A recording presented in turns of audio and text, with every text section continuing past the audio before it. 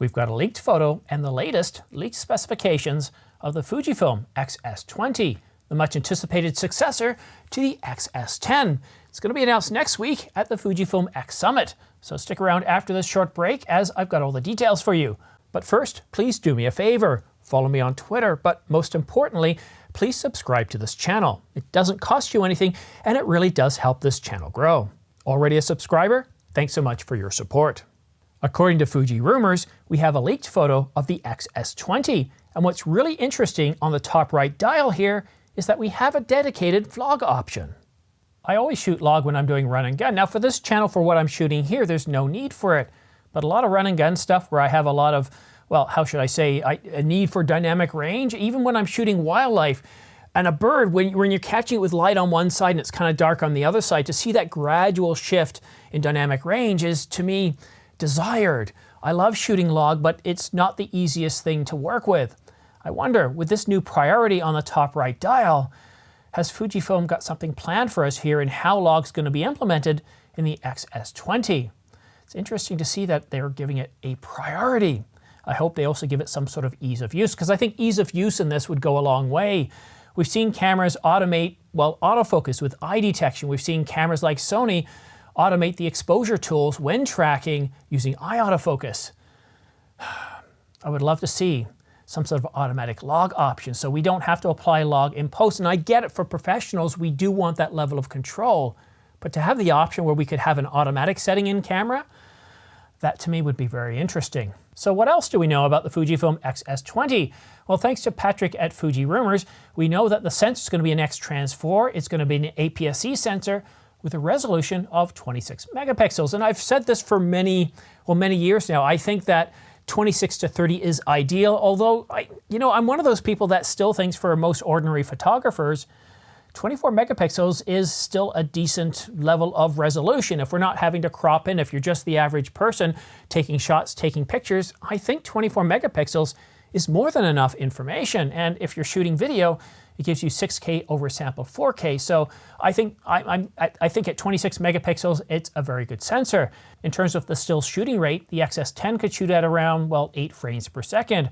But if we look at the Canon EOS R10, I'd be surprised if this camera shoots anything less than 15 frames per second. And while the Canon EOS R10 can go all the way up to 30 frames per second, I don't think that's all that critical. I think it's really important to be able to hit at around 15 frames per second. But again, looking at the Canon EOS R10 that's able to go up to around 30 frames per second, again, you only have about a second and it does take time for that buffer to clear. But if you're doing things like you're shooting water skiing or other sports, it's really handy to have that high shutter speed, and 8 frames per second just isn't going to hack it today. All right, now let's get to some of the power of this camera. According to Fuji Rumors, the X-S20 is supposed to be able to shoot 6K at 24, 25, and 30 frames per second. That's right, 6K. So we're getting full sensor readout, and in 4K, we're getting 24, 25, 30, 50, and 60 frames per second.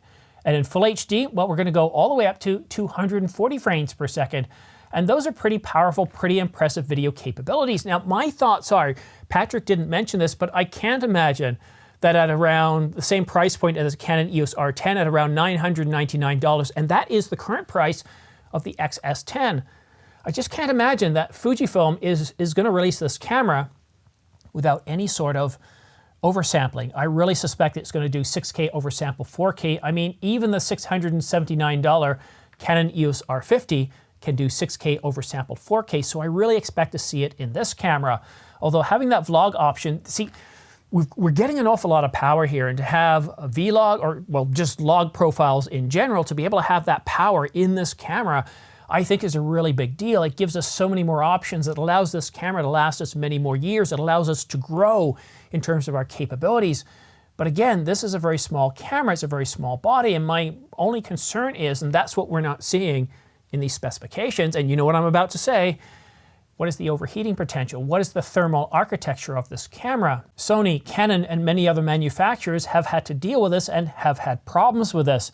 The latest back in 2020, the Canon EOS R5 was, well, raked over the coals for its overheating. Sony's had problems in the past, and they're not alone. When dealing with a small body, it is possible to produce a camera that doesn't have any overheating. But again, if we go back to the Fuji X-T3, we had record times, and those record times were, what, 10 minutes, 15 minutes in 4K?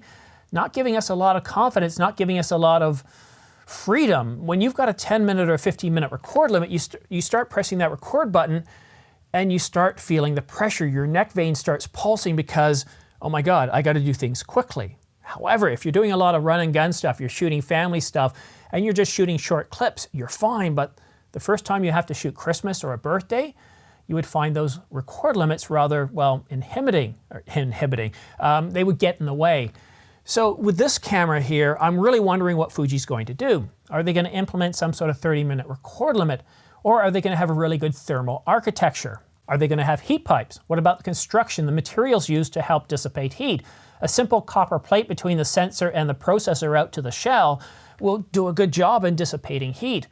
This camera sounds like it's going to be very powerful. 6K video, 24, 25, 30 frames per second, up to 60 frames per second in 4K.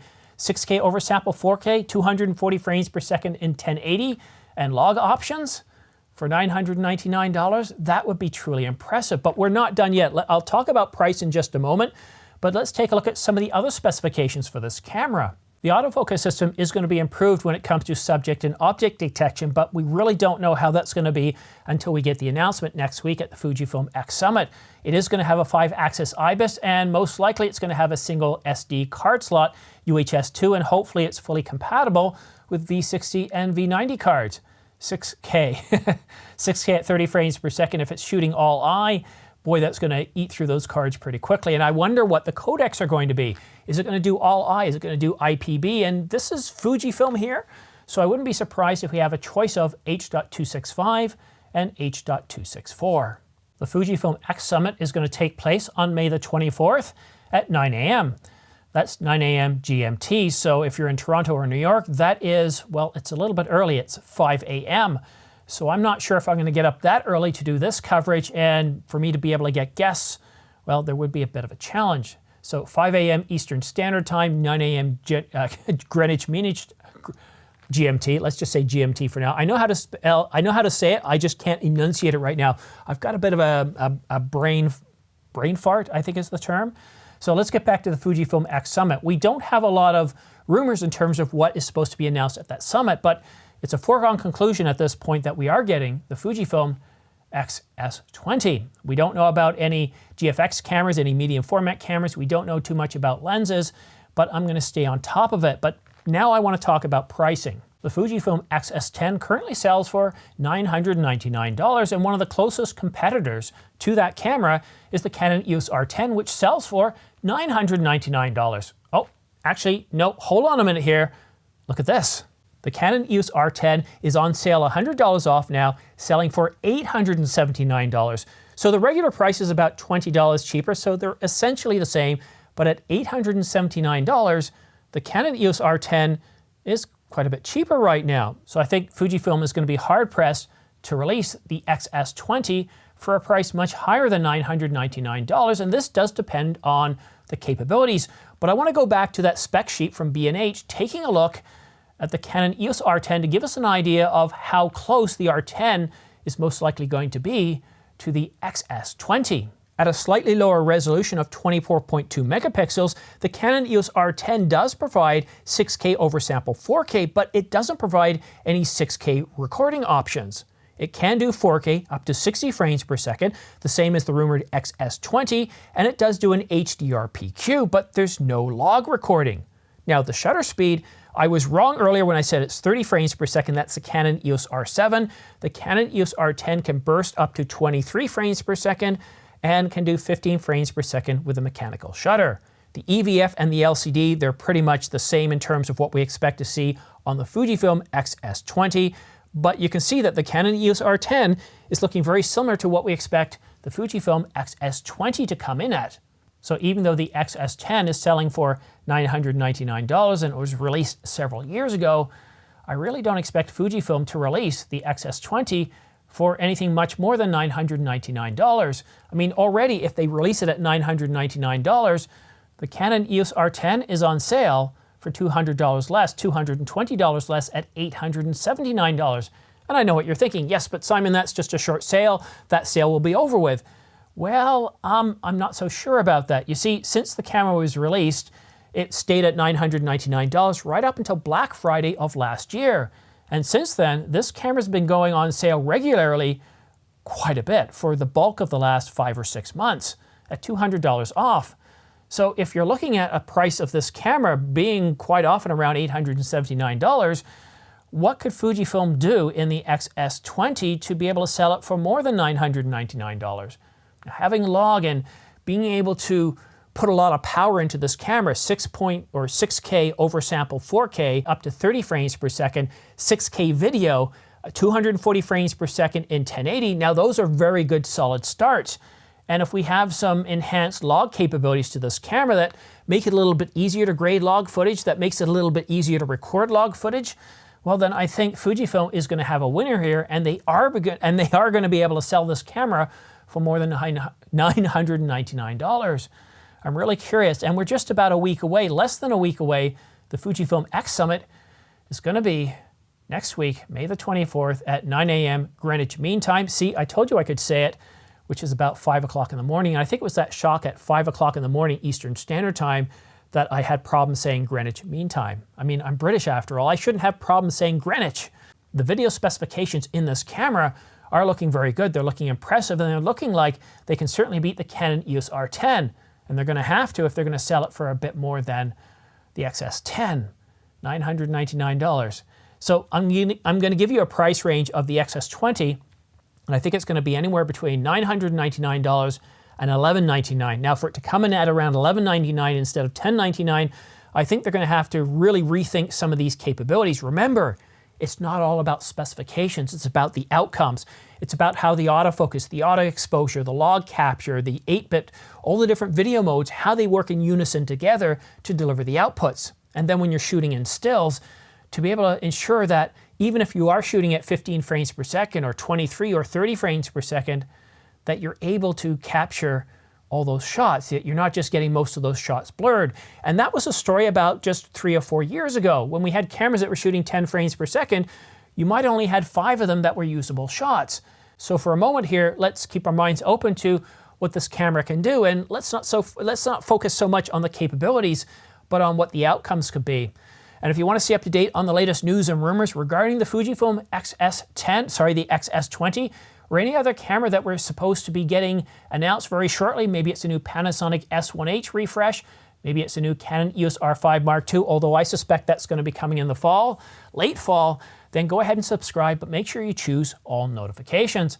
And for all those minor news and rumors, or if you're looking for pricing information, well, then follow me on my Twitter account, because I'm constantly putting out information every day, pricing information, sale information, news and rumors that aren't quite big enough to have their own separate video. And if you're in the market for a new camera, you want to upgrade from the Fujifilm X-S10, you've been waiting for the X-S20, well then consider using my smart links to pre-order the Fujifilm X-S20. While they won't work today, these links will be valid and will work on the day of announcement. So as soon as Fujifilm announces the camera, they're going to display the pre-order links for the Fujifilm X-S20. But the reason why I call them smart links is they're not just going to show that one pre-order link for the camera, any sort of kit package that they release. So the X-S20 body alone, kit lenses or accessories or anything that Adorama or B&H might do to package up lenses or other things, well, they'll all be displayed. So you can use this link, bookmark it, and then refresh it on the day of announcement. And then as soon as the pre-order links are available, you can choose between all the pre-order links. So that way you can get into the queue very quickly. So you're not having to wait 6 months to get your camera. But that's it for now. Thank you so much for watching. Have yourself a great week, and we'll see you again soon.